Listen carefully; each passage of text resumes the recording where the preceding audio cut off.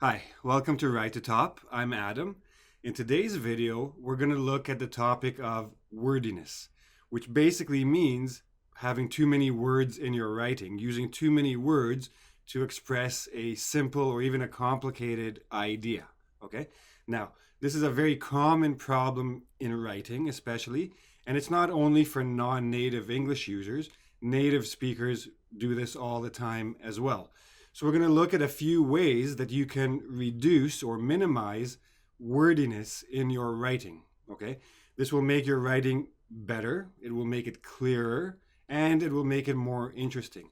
Now, for those of you who have seen my video on how to achieve sentence variety in your writing, a lot of the rules that we learned there apply here as well. Okay, so let's start with what are we talking about? So, wordiness basically means using more words than necessary to express an idea. A big common factor in this is redundancy and repetition. So, redundancy means expressing the same idea again implicitly. So, you're not using the exact same words, but the one sentence and the next sentence essentially say the same thing. Sometimes it'll be in the beginning of the paragraph, the next one comes at the end. Sometimes they'll be in different paragraphs, but this is a very common problem when you're saying the same thing twice. Now, it can also happen within a sentence where you're saying something that's already understood by what you said before. Okay? And repetition is saying the same thing again explicitly, basically saying the exact same words or the exact same idea in two different sentences. Basically, you don't need to do that. It's extra words. It doesn't actually add anything to your essay, to your writing. Now, why is this a problem? And yes, it is a problem, okay?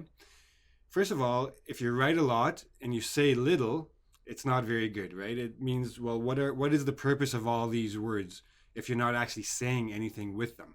That's one problem. If you're going to have a problem of wordiness, if you're using too many words to express an idea, that means that you have fewer words to use to actually support your idea or your argument. If you're writing for a test, for example, for IELTS or TOEFL or any other exam, and you have to write about 300 words, let's say, for the IELTS, if you're using a lot of words to explain one simple idea, then you're going to get to the 300 very quickly and you maybe haven't developed your argument enough. You've put all your words in, your essay is getting too long, you just want to finish it and move on, but you haven't actually said very much, you haven't supported your arguments very well. So this is a problem. If you're using too many words and you're just not saying very much, as we mentioned before, the essay, the writing is a little bit bland, a little bit boring, not very fun for the reader to get into it, but also you have more chances to confuse the reader.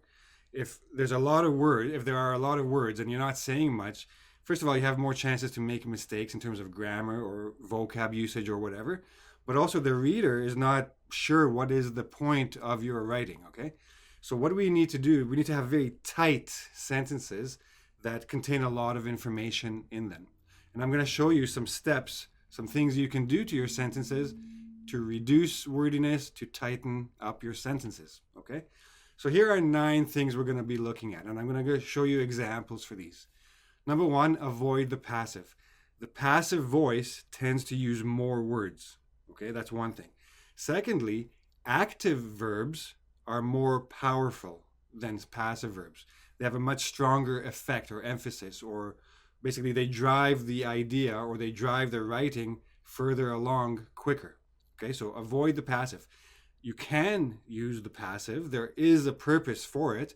Make sure you're using it appropriately, and that'll be a separate lesson, of course. Avoid or minimize sentences starting with it is.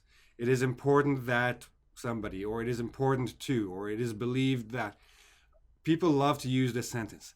Nothing wrong with it, but don't use more than one of these structures in your essay. It is important that, it is believed that, it is crucial that. Okay, understandable, but you can say this, you can grasp or you can convey these ideas without using this structure, and you can do them much more effectively, and I'll show you that as well. Use pronouns. Not enough people use pronouns. They just repeat the noun again and again instead of having a pronoun to refer to the person, the thing, the place, etc. Okay? Whenever possible, use verbs rather than nouns. Verbs contain more information in them and they move the writing along much more quickly. And again, I'll show you examples. Remove any unnecessary words. Words that don't add anything, take them out. Especially things like conjunctions, that. Whenever you have a that you can take out, take it out. It has no purpose. It doesn't add anything to the writing. Okay, we'll see examples. Use different parts of speech. If you're writing something that uses a noun and a preposition and whatever, squeeze them all into one verb if you can. Use verbs, use adjectives, adverbs, prepositions, pronouns. You have lots of options when it comes to parts of speech. Use as many of them as you can and make your sentences tighter that way as well. Use synonyms. If you're using like 3 or 4 words to express one idea and there's a one word that basically means the same thing, it's a synonym to this idea, use the one word. If you can say something in 3 words, don't use 5. If you can say it in 2, don't use 4, etc. And it's very important that you understand when and how to do this. Get to the core message with less setup. So a lot of people, they like to have long introductory phrases that basically lead up to the actual point of the sentence. Get rid of all that. Just get right to that point as quickly as possible. It'll be much easier for the reader to understand where you're going, and it'll be a much more interesting read thereby. Okay? And if you're going to use introductory phrases, use shorter ones if you can. Instead of saying, on the other hand, say, however. 1 word or 4 words. Again, you can have it for variety, but whenever possible, squeeze, squeeze, squeeze, shorten, tighten, all these things, okay? And of course, eliminate redundancy. If you see that you have to basically pay attention, but if you see that you're saying the same thing twice, get rid of the second one. Keep the first one, or vice versa, depending on the context and the situation. So I'm going to show you examples for all of these, and you're going to see how sentences can become shorter, tighter, much more effective. Okay, so let's start with the passive. Okay, first of all, you have to understand how the passive works, but once you do, here are very common ways I've seen passives used unnecessarily. It is believed by some people that. Now, instead of saying it is believed by some people that, 7 words, just say some people believe, and then whatever they believe, right? Instead of using 7 words, you're using 3 words. You get rid of the it is, you get rid of the passive, you get straight to your point. It is believed by some people. If the people are not important, then it doesn't matter. And it is believed. Well, why make it a passive? It serves no purpose here. All it does is add words. Now, if you're doing this a lot and your thinking is that, well, I want to add words because I don't have enough to say. Well, again, for those of you taking the test, the graders know what you're doing. They can see that you're adding words just to get to the minimum, the 250 or the 300 or however many words you need. They're not fooled by it. Okay, so you actually will lose points for that. And for those of you not writing the test and you're just writing for university or for work or for whatever, the person reading your writing, your paper, your report, whatever, they get bored very quickly. They lose interest. They just put it aside. They don't finish reading. Get to your point quickly. And you can still make it good, nice, beautiful writing, as the case may be. It has been suggested by experts in the field of biology that experts in the field of biology are called biologists, people who study biology. It has been suggested. They suggest. So I went from 12 words to 2 words. Biologists suggest and whatever they suggest. Now, sometimes I need that. Sometimes I don't need that. If I need it, keep it. If I don't need it, take it out. From 12 to 2. That's a huge shrinkage, right? Try to do that. Now, again, avoiding the it is. It is important to distinguish between wants and needs, as these may lead one to make disastrous financial commitments. So all I'm doing is getting rid of the it is, and I'm using a gerund. Remember, parts of speech. And you're going to notice that all the points I told you, all the tools we're going to use to reduce our sentences, they're going to be all mixed up in here. Distinguishing between wants and needs may save one from disastrous financial commitments. Now, Distinguishing between wants and needs. So it is important to distinguish between wants and needs. Now, I know it's important. Why? Because it will save me from a disastrous commitment. If something is going to save me from something bad, then it's important. I don't need to mention that it's important. Okay? So again, always keep in mind your context and trust your reader to make some logical connections for you. You don't have to give them every little detail, every little simple thing. Trust your reader to have some sort of intelligence, and they can, connect the ideas that you're putting together without giving them all the words for those ideas. It is essential that all parents be prepared to commit at least 2 hours per week to supervise their children's homework. Now, this is 22 words. First of all, it is essential. Ideally, what you're going to write in the next sentence is why. Why is it essential? So why not just take that information and put it right in and get rid of all the unnecessary words? To effectively support their children's intellectual growth, that's the reason, parents should commit. So it is essential that they be prepared to commit. They should. Should? It is essential. It's good enough, close enough to be the same. At least 2 hours weekly per week, I reduced to one word, to supervise their homework. Instead of their children's again, there. I only reduced 2 words. A lot of people don't realize that this sentence structure, it is adjective, noun clause beginning with that. This is called a subjunctive voice. You have to make sure that the be, like the verb, the main verb in the noun clause, in the that clause, is a base verb, not a tense verb. It is essential that all parents are prepared. Incorrect. Be is the correct form of the verb. Make sure you understand that if you're going to use this structure. Now, I went from 22 words to 20 words, but I added the next sentence's information into this sentence. So I packed this one sentence with twice the ideas, 2 ideas, why and how, and I've put it all into fewer words altogether. Again, this is going to take practice. You have to make sure you understand the components of a sentence, the clauses, the modifiers, the complements, phrases, all these things, and squeeze as much information as you can into every sentence. Okay, let's look at some pronouns, verbs, unnecessary words. The central duty of parents towards their children is to provide their children with an education in order to prepare them for the future when these children will be adults in the real world. That's a terrible sentence. Terrible.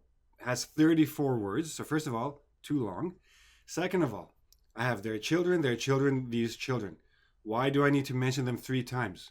Mention them once, use a pronoun for a second time. The third time is already completely unnecessary if you're writing proper sentences. Now, the central duty of parents. When we're talking about parents, we're talking about and duty. Parents' duty is towards their children, to nobody else. If you're talking about people to society, then you're talking about adults, you're talking about people. As soon as you have the word parents and duty together imply very clearly children. You don't need to mention it. Toward their children, take it out. Is to provide their children with an education. To provide their children with an education. Squeeze all of that together into one word. To educate. Well, 2 words, sorry. To educate. And then all of that information is still there. In order to prepare them for the future. So again, in order to, commonly used expression, phrase, I should say, just say to whenever you can. In order to, 3 words. To, 1 word. Same idea. To prepare them for the future when these children will be adults. Well, when we're talking about children and we're talking about future, they will be adults, right? So for the future, when they will be adults. For the future or when they'll be adults. I don't need to say both. The future means adults, adults means adults. You're saying it twice. Redundancy, unnecessary. Adults in the real world. Where else are they going to be adults? This expression, in the real world, only use it for when you're comparing the not real world, for example, school, and the real world of like work life, right? So the skills children learn in school will be applicable in the real world as they grow up. Fine. Here, adults in the real world doesn't make sense. where else are adults going to be, right? So, parents' central duty is to educate their children to prepare them for adulthood. All of that information in 13 words instead of 34 words. Okay? So you have to try to do this. The first sentence will work against you. The second sentence, if you can do it properly and tight, will work wonders for your grade, for your score, and it'll be helpful to your readers. Now, the thing I said about the conjunctions, the doctor suggested that Tom be admitted. The doctor suggested Tom be admitted. If you can take out that, take it out. Okay? Don't be afraid to just take it out. As long as you understand, as long as it's clear that it's supposed to be there in the first place. Okay. Let's look at some more examples. Now we're going to look at synonyms. We're going to look at all kinds of different things. A common assumption about wealth is that it is a matter of being lucky and coming from a rich family. So, a common assumption. Many people assume. So I'm taking an assumption, I'm converting it into a verb, assume. Because I've done that, I need a subject. So many people assume that. I can take it out. I just put it in brackets to show you it's there. Many people assume wealth is a matter of luck and family fortunes. Now, by taking the subject verb, many people assume, I've created an independent clause. A common assumption about wealth is, and then because I have the is, I need a whole noun clause as a complement to assumption, right? So this way, I get rid of the noun clause, I get rid of the extra subject, extra verb, a matter of being lucky, a matter of luck. Why being lucky when you can just use luck? Luck is a noun, right? It's a better noun than being lucky. And family fortunes, and coming from a rich family. Coming from a rich family means you have family fortunes. So again, you have to know a lot of vocabulary.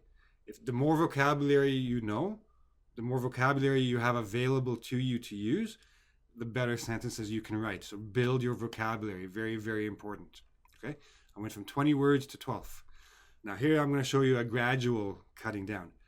According to a study conducted at Harvard University, where they researched the effect sudden price increases have on consumer spending habits, shoppers, so according to the study, shoppers do this or that or the other. So according to a study conducted, so I don't need the adjective clause, where they researched. I know there was research done because there was a study done. Study, research, synonyms. Where they researched. I don't care about Harvard University. Where? I care about the study. So get rid of all that and just use the preposition on. And then you already cut 2 words. Then I can even cut it more. According to a Harvard University study. Obviously, they conducted it there. I don't need to put this verb. It's understood in the word study on the effects of sudden prices, and then I reduced even more, okay? I went from 22 to 18, and I didn't change all that much. I kept the exact same information. Okay, let's move on. Use a synonym. So I gave you an example. I'm going to give you some more. The main argument when it comes to the benefit of co-education is that this type of education will allow students to interact with all types of people that these students may meet in society. Again, I made these sentences a little bit exaggerated. They're really bad sentences. But again, I do sometimes see sentences like these in writing. So I went from 34 words to 14. How? The main argument when it comes to the benefit of co-education, why do I need all this setup? The main benefit of it, co-education. Just get right to your point. Argument when it comes to the benefit. So what's the benefit? All that stuff is extra. The main benefit of co-education is the varied social interactions. It allows students to interact with all types of people. Varied social interactions that these students may meet in society. The students may experience. Okay, so I went from, in the first one, I had students, I think, twice there. In the last one, I had it once. Pronouns, squeezing things together, verbs, get rid of unnecessary words. Don't have the build-up, don't have the setup to your point. Just get to the point as quickly as possible. 34, 14. In the middle, I just cut out a few other words to show you the gradual steps. You can read that on your own. Now, redundancy and repetition. Say it once, say it clearly, move on to other things. There's no need to repeat any ideas you've already said because the reader understood them. Why are you telling me again? I understood you the first time. You're just wasting my time by telling me the same thing again. Or you might think I'm not smart enough to understand, so you have to say it again. That's the impression readers get from redundancy and repetition. One benefit of owning your own home is that you have control over the property that you paid for with your hard-earned money. In other words, you make all the decisions about what to do with or to your house.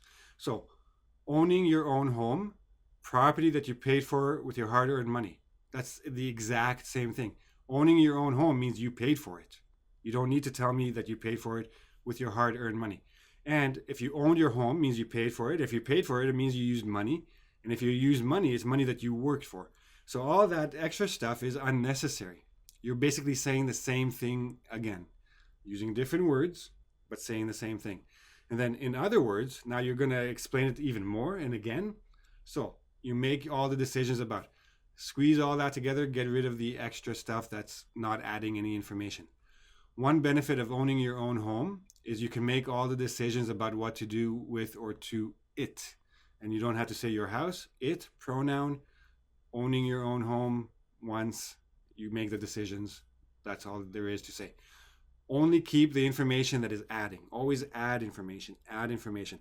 Keep the idea, keep the argument moving forward at all times. Okay. Now, when it comes to redundancy, this is the most common example for those of you taking the IELTS or TOEFL test. And this is the one that you have to be most careful about to eliminate. In my opinion, I believe that, well, if you're introducing your opinion, then that's your opinion. If you tell me you believe something, that's still your opinion.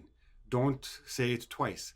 In my opinion, and say your opinion. Or, I believe that, and then say your opinion. Don't say it twice. And in the conclusion, I see this quite often. In conclusion, as this essay clearly demonstrated, the benefits of globalization outweigh the demerits. In conclusion means you're introducing, here's my conclusion. I'm about to say the conclusion. Say it. Or, as this essay clearly demonstrated, so now I'm summarizing everything that this essay said, and here's the summary. Don't say both. You don't need to say both. I understood in conclusion means you're summarizing. I understood as this essay clearly demonstrated, you're summarizing. So say it once and get to the point. And another thing, as this essay clearly demonstrated, well, first of all, are you sure that it did demonstrate it? Because sometimes people just like to use this expression, but they don't realize that their body paragraphs did not actually demonstrate the thesis, did not demonstrate that globalization's benefits outweigh its demerits. So avoid this particular expression always. Never say this unless you're 110% sure that you did, in fact, demonstrate it in the body. Now, the benefits of globalization, try as much as you can, try to avoid of something when you're talking about possession. Globalization's benefits. Actually, in one of the earlier examples, you can see that as well. Possessives, very important to get rid of words, to get rid of the of something. Benefits of globalization, globalization's benefits. 2 words, not 3. So, that's it. I'm sure there was a lot there to take in. You may have to watch this video again just to see the little different aspects of what I'm talking about. But again, fewer words are more powerful than too many words that say nothing, okay? A little goes a long way, as the expression goes. I hope you enjoy this lesson. If you have any questions about it, please ask me in the YouTube comment section or on my Facebook page. If you like this video, please give me a like. If you really liked it, please subscribe to my channel and come back for more tips and tools to help you improve your writing. I'll see you again soon. Bye-bye.